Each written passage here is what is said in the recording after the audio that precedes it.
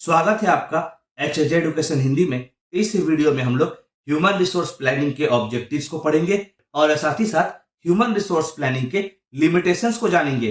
Human resource planning की सहायता से ऑर्गेनाइजेशन अपना ह्यूमन रिसोर्स से जुड़ा रिक्वायरमेंट्स को प्रॉपरली समझ सकती है और ह्यूमन रिसोर्स को इस तरह से यूटिलाइज कर सकती है ताकि ऑर्गेनाइजेशन अपने गोल्स और ऑब्जेक्टिव्स को अचीव कर सके। असल में ह्यूमन रिसोर्स प्लानिंग के माध्यम से ऑर्गेनाइजेशन को ह्यूमन रिसोर्स से जुड़ा नीड्स को आइडेंटिफाई करने का मौका मिलता है और जॉब या पोस्ट के अनुसार सही इंप्लॉइज को ऑर्गेनाइजेशन में लाने में आसानी होती है और साथ ही साथ इंप्लॉइज को रिटेन करने में भी आसानी होती है। ह्यूमन रिसोर्स से जुड़ा प्लानिंग को परफॉर्म करने का कुछ ऑब्जेक्टिव्स होता है। चलिए उन ऑब्जेक्टिव्स को पढ़ते हैं। पहला ऑब्जेक्टिव है एस्टिमेटिंग रिक्वायरमेंट्स।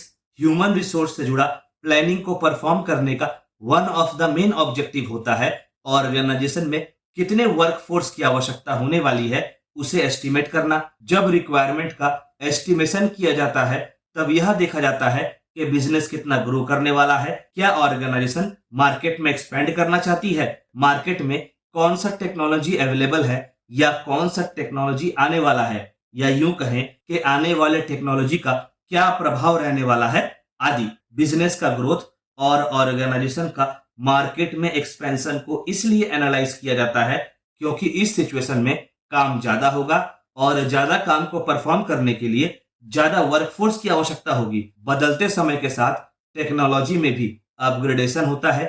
जो काम पहले ह्यूमन परफॉर्म किया करते थे हो सकता है आने वाले समय में वह काम टेक्नोलॉजी की सहायता से परफॉर्म किया जाए।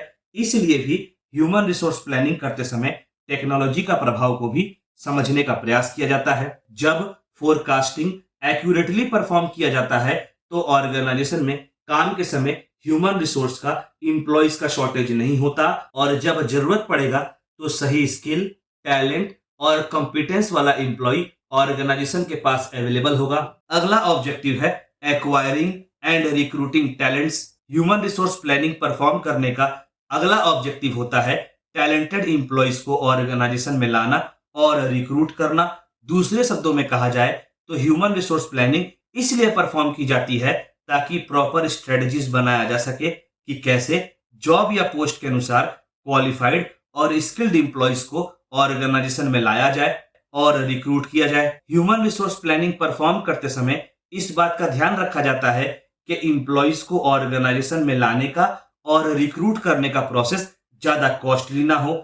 ऑर्गेनाइजेशन इंप्लॉइज को रिक्रूट करने के लिए एजुकेशनल इंस्टीट्यूशन जैसे कि कॉलेजेस, यूनिवर्सिटीज को एनालाइज करती है ताकि क्वालिफाइड और स्किल्ड कैंडिडेट्स को एक्वायर किया जा सके, ताकि क्वालिफाइड और स्किल्ड कैंडिडेट्स को खोजा जा सके। ऑर्गेनाइजेशन यह प्रयास करती है कि ऐसे कैंडिडेट्स को लाया जाए जो ऑर्गेनाइजेशन के कल्चर को समझे, ऑर्गेनाइजेशन के वैल्यूज को समझे और ऑर्गेनाइजेशन के गोल्स और ऑब्जेक्टिव्स को अचीव करने में हेल्प करे। अगला ऑब्जेक्टिव है डेवलपिंग स्किल्स। ह्यूमन रिसोर्स से जुड़ा प्लानिंग परफॉर्म करने से यह जाना जा सकता है कि ऑर्गेनाइजेशन का इंप्लॉइज वर्तमान काम करने के तरीके को जानता है कि नहीं। ह्यूमन रिसोर्स प्लानिंग की सहायता से यह भी जाना जा सकता है कि ऐसा कौन सा एरियाज है, ऐसा कौन सा एस्पेक्ट है जहां पर इंप्लॉइज को ट्रेनिंग प्रोवाइड किया जा सकता है। इस बात का पता लगाने के लिए ऑर्गेनाइजेशन अपने प्रेजेंट इंप्लॉइज का स्किल लेवल को एनालाइज करती है और साथ ही साथ यह भी अनुमान लगाने का प्रयास करती है कि फ्यूचर में कौन कौन सा स्किल का जरूरत इंप्लॉइज को होगा ताकि इंप्लॉइज अपने काम को अच्छे से परफॉर्म कर सके। अच्छा, यह पता लगाने के बाद कि इंप्लॉइज के पास कौन कौन सा स्किल का कमी है, अब यह सोचा जाता है कि इंप्लॉइज को ट्रेनिंग कैसे प्रोवाइड किया जाएगा। ऑर्गेनाइजेशन इंप्लॉइज को सेमिनार के माध्यम से, मेंटोरिंग के माध्यम से, वर्कशॉप के माध्यम से, कोचिंग के माध्यम से, ऑनलाइन प्लेटफॉर्म के माध्यम से या जॉब परफॉर्म करते समय ट्रेनिंग प्रोवाइड करके भी इंप्लॉइज का स्किल को इंप्रूव कर सकती है। अगला ऑब्जेक्टिव है डेवलपिंग न्यू इंप्लॉइज। कोई भी इंप्लॉय ऑर्गेनाइजेशन में हमेशा के लिए नहीं रहता है, या तो वह एक ना एक दिन रिटायर हो जाता है या ऑर्गेनाइजेशन छोड़कर चला जाता है। तो ऐसे सिचुएशन में जॉब या पोस्ट खाली हो जाता है, वेकेंट हो जाता है। तो इससे बचाव के लिए ऑर्गेनाइजेशन नए इंप्लॉइज को ट्रेन करती है, तैयार करती है ताकि जब सीनियर इंप्लॉइज जॉब या पोस्ट को खाली करें तो फिर उनकी जगह नए इंप्लॉइज आ सके और ऑर्गेनाइजेशन का काम चलता रहे। इस काम के लिए पहले इंप्लॉइज के पोटेंशियल के बारे में जानकारी इकट्ठा की जाती है और फिर इंप्लॉइज के सिलेक्शन के बाद उनके लिए ट्रेनिंग और डेवलपमेंट प्लान बनाया जाता है, जिसके हेल्प से नए इंप्लॉइज को जरूरी नॉलेज, ट्रेनिंग, एक्सपीरियंस और गाइडेंस प्रोवाइड किया जाता है ताकि रिटायरमेंट, प्रमोशन या अनएक्सपेक्टेड डिपार्चर की वजह से जो पोस्ट खाली हुआ है उसे फिल किया जा सके, ताकि ऑर्गेनाइजेशन का कंटिन्यूटी और स्टेबिलिटी को मेंटेन किया जा सके। अगला ऑब्जेक्टिव है रिटेंशन एंड एंगेजमेंट। इंप्लॉइज को ऑर्गेनाइजेशन में लाना एक बात है, पर इंप्लॉइज को ऑर्गेनाइजेशन में रिटेन करके रखना दूसरी बात है। ह्यूमन रिसोर्स प्लानिंग की सहायता से ऑर्गेनाइजेशन में अच्छे टैलेंटेड इंप्लॉइज को रिटेन करने का स्ट्रेटजी फ्रेम किया जाता है, जिससे इंप्लॉइज अपने काम में अच्छे से इंगेज कर पाए और ऑर्गेनाइजेशन में उन्हें रिटेन करना आसान हो जाए। स्ट्रेटजी बनाने से पहले ऑर्गेनाइजेशन यह जानने का प्रयास करती है कि इंप्लॉइज ऑर्गेनाइजेशन को छोड़कर क्यों जा रहा है, फिर इस प्रॉब्लम का सलूशन को ढूंढा जाता है। इसके अलावा प्रयास यह किया जाता है कि इंप्लॉइज को प्रॉपर वर्किंग कंडीशन प्रोवाइड किया जाए, उनके काम के बदले प्रॉपर रेम्यूनरेशन, बेनिफिट्स प्रोवाइड किया जाए, ऑर्गेनाइजेशन में इंप्लॉइज को ग्रोथ अपॉर्चुनिटीज प्रोवाइड किया जाए, इंप्लॉइज को उनका वर्क लाइफ बैलेंस मेंटेन करने में हेल्प प्रोवाइड किया जाए और समय समय पर इंप्लॉइज के कंट्रीब्यूशन को भी रिकॉग्नाइज किया जाए। अगर ऑर्गेनाइजेशन अपने इंप्लॉइज को रिटेन कर पाती है तो इससे बार बार रिक्रूटमेंट नहीं करना पड़ता, जिससे ऑर्गेनाइजेशन का समय और पैसे दोनों बचते हैं। अगला ऑब्जेक्टिव है monitoring and evaluation. Human resource से जुड़ा प्लानिंग इसलिए परफॉर्म किया जाता है ताकि यह जाना जा सके कि जितने भी स्ट्रेटजीज फ्रेम किए गए हैं उनका प्रॉपर इंप्लीमेंटेशन हुआ है कि नहीं। इंप्लीमेंटेशन के बाद यह भी देखा जाता है कि क्या स्ट्रेटजीज इफेक्टिव रहा कि नहीं, क्या इंप्लॉइज का टर्नओवर कमा कि नहीं, इंप्लॉइज का काम के प्रति इंगेजमेंट बढ़ा कि नहीं, ऑर्गेनाइजेशन के पास एप्रोप्रिएट नंबर में ट्रेंड इंप्लॉय है कि नहीं, इंप्लॉइज को जो ट्रेनिंग प्रोवाइड किया गया है उसे इंप्लॉइज को और ऑर्गेनाइजेशन को फायदा हुआ कि नहीं, इंप्लॉइज अपने काम से सेटिस्फाइड है कि नहीं आदि।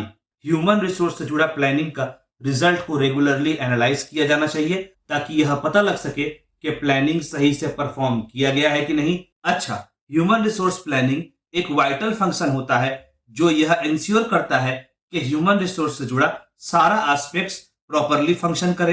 ह्यूमन रिसोर्स प्लानिंग का बहुत सारे बेनिफिट्स तो होता ही है, पर साथ ही साथ कुछ लिमिटेशंस भी होता है। तो चलिए ह्यूमन रिसोर्स प्लानिंग का लिमिटेशंस को जानते हैं। पहला लिमिटेशन है अनसर्टेन फ्यूचर रिक्वायरमेंट्स। हम सब जानते हैं कि फ्यूचर अनसर्टेन होता है और यही अनसर्टेनिटी ह्यूमन रिसोर्स प्लानिंग का सबसे बड़ा लिमिटेशन होता है। क्योंकि फ्यूचर अनसर्टेन होता है तो ऑर्गेनाइजेशन के लिए यह प्रेडिक्ट कर पाना कि फ्यूचर में एग्जैक्टली कितने इंप्लॉइज की रिक्वायरमेंट होगी काफी कठिन हो जाता है। आगे ऐसा हो सकता है कि फ्यूचर में इकोनॉमिक कंडीशन में भी बदलाव देखने को मिले, सोसाइटी इवॉल्व करे, टेक्नोलॉजी में भी बदलाव आए, तो इन सब का इम्पैक्ट ऑर्गेनाइजेशन पर और ऑर्गेनाइजेशन के वर्कफोर्स रिक्वायरमेंट पर भी होगा। तो ऐसे सिचुएशन में ऑर्गेनाइजेशन के लिए ह्यूमन रिसोर्स से जुड़ा प्लानिंग करना काफी कठिन हो जाता है। अगला लिमिटेशन है अनअवेलेबिलिटी ऑफ डेटा। जैसा कि हम लोगों को पता है कि कोई भी प्लानिंग डेटा के आधार पर परफॉर्म की जाती है। जब ऑर्गेनाइजेशन के पास ऑथेंटिक और रिलायबल डाटा अनअवेलेबल होगा, ऐसे सिचुएशन में ह्यूमन रिसोर्स से जुड़ा प्लानिंग को परफॉर्म करना काफी कठिन हो जाएगा। अगला लिमिटेशन है expensive and time consuming process. Human resource से जुड़ा प्लानिंग को परफॉर्म करने के लिए ऑर्गेनाइजेशन को काफी रिसोर्सेज एलोकेट करने होते हैं। ऑर्गेनाइजेशन को प्रेजेंट ह्यूमन रिसोर्स का एनालिसिस करना होता है, ह्यूमन रिसोर्स से जुड़ा नीड्स और रिक्वायरमेंट्स को प्रेडिक्ट करना होता है, डेटा कलेक्ट करना होता है, डिसीजंस लेना होता है आदि। इन सब एक्टिविटीज को परफॉर्म करने में काफी समय और रिसोर्सेज लगता है। तो ये कहा जा सकता है कि ह्यूमन रिसोर्स प्लानिंग एक कॉस्टली और टाइम कंज्यूमिंग प्रोसेस है। अब यही टाइम और कॉस्ट फैक्टर लिमिटेशन क्रिएट करता है, क्योंकि अगर ऑर्गेनाइजेशन चाहे कि उसे जल्दी प्लान बनाना है, जल्दबाजी में प्रॉपर प्लानिंग नहीं परफॉर्म किया जा सकता। और जिन ऑर्गेनाइजेशन के पास ह्यूमन रिसोर्स प्लानिंग को परफॉर्म करने के लिए प्रॉपर रिसोर्सेज अवेलेबल नहीं है, वे भी ह्यूमन रिसोर्स प्लानिंग का प्रोसेस को सही से परफॉर्म नहीं कर सकते। अगला लिमिटेशन है फ्लेक्सिबिलिटी। एक बार जब ह्यूमन रिसोर्स से जुड़ा प्लान बन जाता है तो फिर उसमें किसी भी प्रकार का चेंजेस को लाना काफी कठिन हो जाता है, और अगर फ्यूचर में कोई अनएक्सपेक्टेड चेंजेस आता है तो उसके हिसाब से प्लानिंग में मॉडिफिकेशन लाना काफी कठिन हो जाता है। तो फ्लेक्सिबिलिटी में कमी ह्यूमन रिसोर्स प्लानिंग का एक लिमिटेशन होता है। अगला लिमिटेशन है resistance, lack of coordination and cooperation. ऐसा हो सकता है कि ऑर्गेनाइजेशन के एम्प्लॉयज ह्यूमन रिसोर्स के प्लानिंग से खुश ना हो, तो ऐसे में वे ह्यूमन रिसोर्स प्लानिंग का विरोध भी कर सकते हैं या प्रॉपरली कोऑर्डिनेट या कोऑपरेट नहीं भी कर सकते हैं, जिससे ह्यूमन रिसोर्स प्लानिंग का प्रॉपर इंप्लीमेंटेशन नहीं किया जा सकता है।